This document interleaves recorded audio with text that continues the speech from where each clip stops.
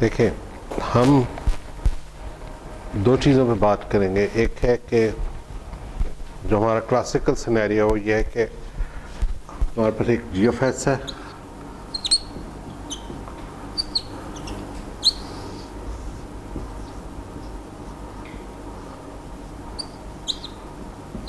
और एक कंट्रोलर है, ठीक है। हम ये कहते हैं कि जो ओपन लूप ट्रांसफर फंक्शन है वो आर एस से मार्क कर लेके है। ओपन लूप ट्रांसफर फंक्शन जो है वो इज इक्वल टू के इंटू जी ऑफ एस है, ठीक है। और क्लोज लूप ट्रांसफर फंक्शन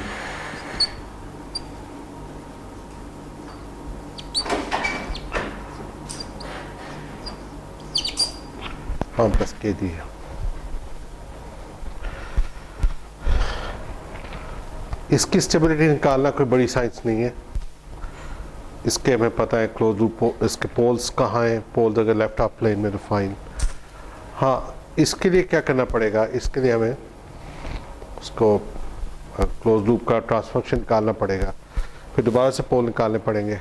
लेकिन उससे भी ज़्यादा इंपॉर्टेंट चीज़ ये है कि वो जो पोल्स होंगे वो हर के लिए डिफरेंट होंगे। क्लोज लूप के जो पोल्स होंगे, क्योंकि के कांस्टेंट है, तो ओपन लूप के पोल्स को कोई फ़र्क नहीं पड़ता कि हम के को कहाँ रखते हैं, लेकिन क्लोज लूप के पोल्स के साथ चेंज होंगे। तो के की वो क्या रेंज है जिस पे हम कहेंगे कि जी ये क्लोज लूप स्टेबल है कि नहीं है। तो वो मैंने आपको बताया था कि के को हमने ऐसे के जब हम चेंज करेंगे तो हमारा जो -1 पॉइंट है कहीं वो तो नहीं क्रॉस हो रहा। हमने इस बात का ख्याल रखना है, जो डेंजर पॉइंट है उसको हमने अवॉइड करना है। तो बेसिकली हम इसका नाक्विस्ट प्लॉट बनाएंगे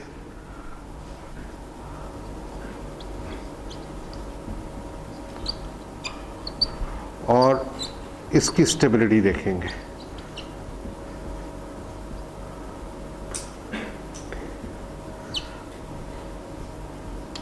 क्लोज लूप स्टेबिलिटी, ठीक है।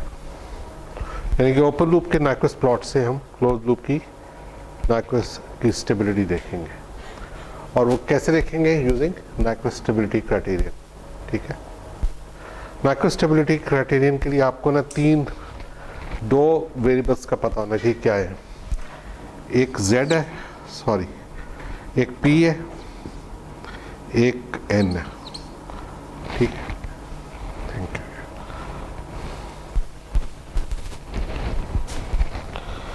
अच्छा, और जो हमारे पास फॉर्मूला है वो z is equal to n plus p है।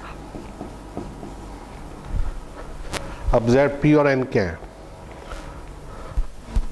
Unstable poles, number of unstable poles of K G of S, ठीक है। और n क्या है? काउंटर क्लॉकवाइज इंसर्कलमेंट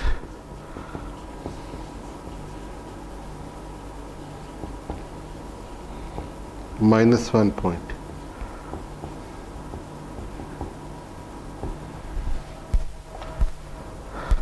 हसन यासर को बुला लें।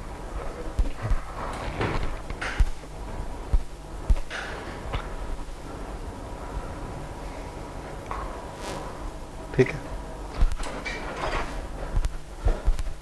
अगर मुझे ये पता है तो मैं z निकाल सकता हूँ। z is number of unstable और RHP poles of closed loop transfer function, ठीक है।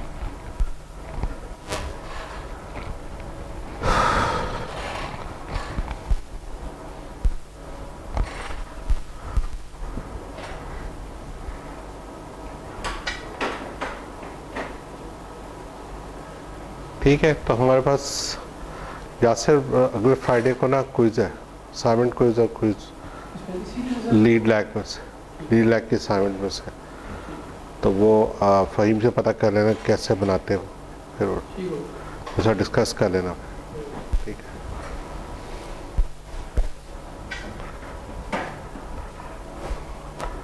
अच्छा 3 वेरिएबल्स आगे मैक्रो स्टेबिलिटी क्राइटेरियन में। एक पी है unstable poles of K G of S, यानी कि जो भी पॉजिटिव रियल पार्ट वाले पोल्स होंगे वो कितने हैं, उनका नंबर कितने हैं वो हमें बता देगा। और एन क्या है कि हम बेसिकली नाइक्विस्ट प्लॉट को देखेंगे और उससे बताएंगे कि वो -1 पॉइंट कितने चक्कर लगा रहा है, अगर काउंटर क्लॉकवाइज कितने चक्कर लगा रहा है, अगर 2 लगा रहा है तो वो 2 होगा, अगर 3 लगा रहा है 3 होगा, और अगर वो क्लॉकवाइज लगा रहा है तो वो माइनस में होगा। ठीक है, मतलब अगर उसने लेट से एक चक्कर काउंटर क्लॉकवाइज लगाया है -1 पॉइंट के गिर्द तो वो -1 होगा। ठीक है, फिर हमारा n -1 होगा। जब ये दोनों नंबर हमें मिल जाएंगे तो हम उनसे z निकाल लेंगे। z is basically number of unstable और right of plane poles of close loop transfer function.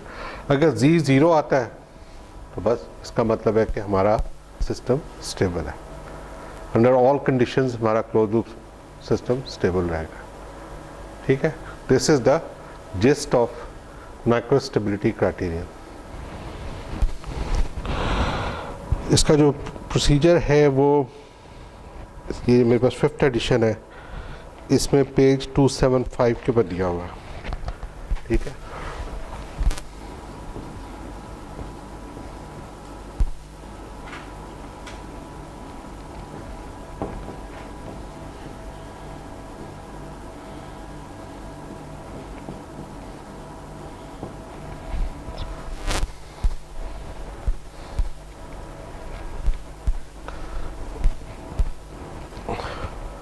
हाँ जी, एनी क्वेश्चंस?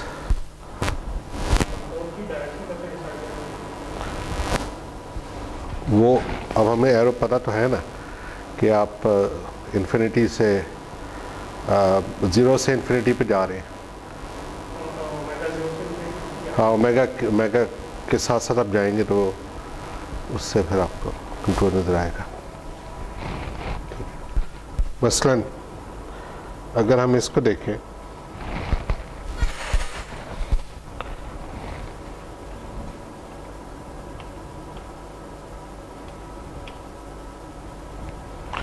इसमें इस एग्जांपल में z p क्या है,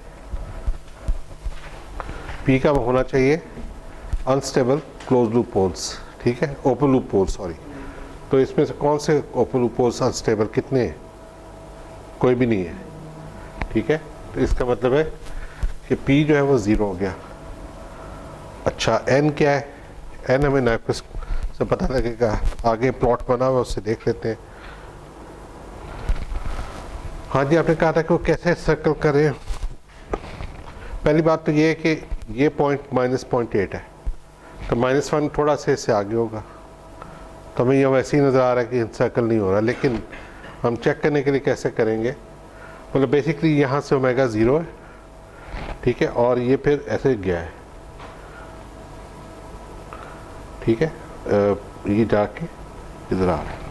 ठीक है, मैं एग्जांपल दे रहा हूँ। ठीक है, लेट्स से कि मैं कहता हूँ कि मैं -0.5 की इंसर्कलमेंट देखना चाह रहा हूँ। ठीक है, तो मैं -0.5 की इंसर्कलमेंट देखने के लिए यहाँ से एक लाइन ड्रॉ करूँगा।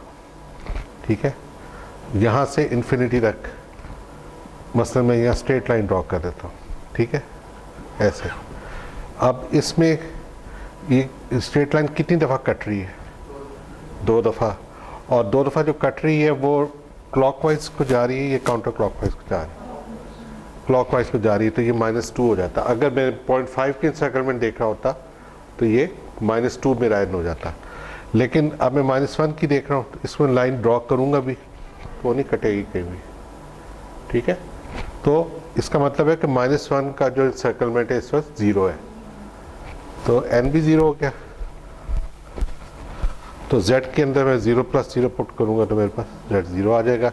इसका मतलब क्या हुआ? इसका मतलब हुआ कि मैं k जो भी रख लूँगा मेरा सिस्टम स्टेबल रहेगा।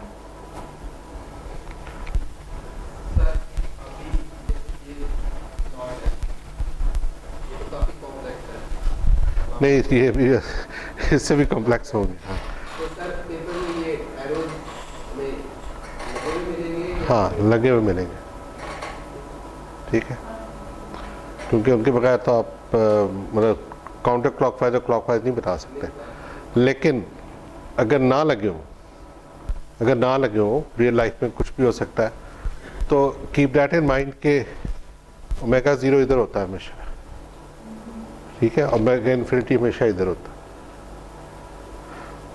इसका क्या मतलब है कि एरो कहीं से तो शुरू होने हैं ना, एरो फिर इधर से शुरू होगा ऐसे। ऊपर वाला पार्ट जो होता है वो हमेशा इसका इमेज ही होता है, तो इसने यहाँ से शुरू होना है, घूम घुमा के इधर इसने वापस इधर ही आना है, ठीक है। तो थोड़ी सी सेंस आप वहाँ से बना सकते हैं, नहीं है सर? अगर वो उसी तरफ ही घूम रहा होगा तो ये वैसे ही बनाएगा उसका हम उसने आना तो इधर से ही है। गिवन कि आपका हमें हाफ देते हैं, अगर आप हमें फुल देते हैं तो हम तो डिटरमाइन नहीं कर सकते ना कि वो कहाँ से आ रहा है। ऊपर तो जाएगा ही नहीं वो, ऊपर उसने जाना ही नहीं है, उसने जाना नीचे ही है। लेकिन ठीक है, हम आपको पेपर में तो दे देंगे, पेपर में कोई मसला नहीं है, ठीक है।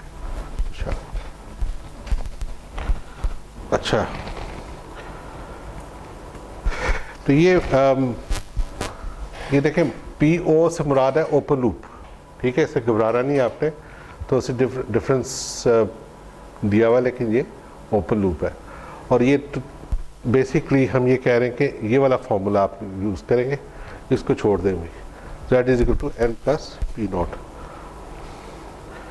तो अब इसका अगर हम फॉर एग्जांपल लेते हैं, ये एक मोटर का है प्लॉट, तो इसका बनाए भी नाक्विस्ट प्लॉट और देखें कि ये स्टेबल रहेगा कि नहीं।